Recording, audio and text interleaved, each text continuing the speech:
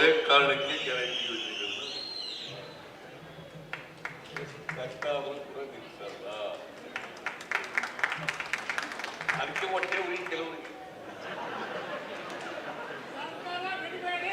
ಎಲ್ಲಿವರೆಗೆ ನಿಮ್ಮ ಆಶೀರ್ವಾದ ಇರ್ತದೆ ಅಲ್ಲಿವರೆಗೆ ನನ್ನನ್ನ ಯಾರು ಕೂಡ ಏನು ಮಾಡಕ್ಕಾಗಲ್ಲ.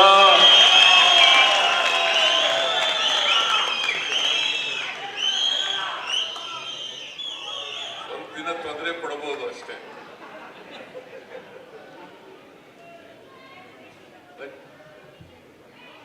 ಕಾನೂನು ಪ್ರಕಾರ ತೊಂದರೆ ಕೊಡಕ್ ಸಾಧ್ಯ ಇಲ್ಲ. ರಾಜಕೀಯವಾಗಿ ತೊಂದರೆ ಕೊಡ ಕಾನೂನು ಪ್ರಕಾರ ತೊಂದರೆ ಕೊಡಕ್ ಸಾಧ್ಯನೇ ಇಲ್ಲ.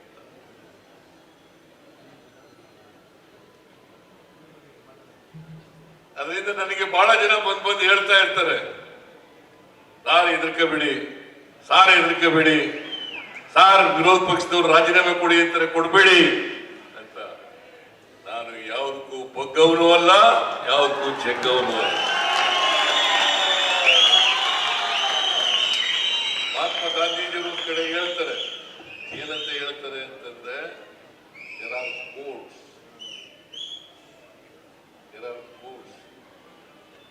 There is another court above these courts, that is conscience.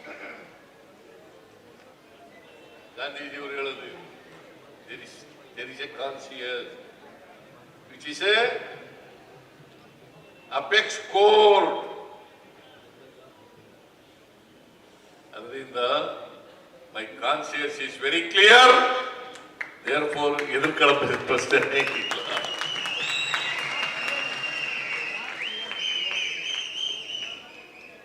ನೀವೆಲ್ಲ ನಮ್ಮ ಜೊತೆಗಿರುವಾಗ,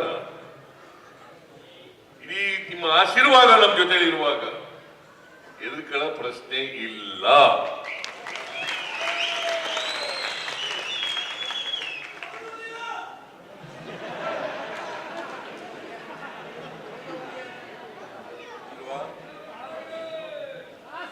ಬಹಳ ಸಂತೋಷ.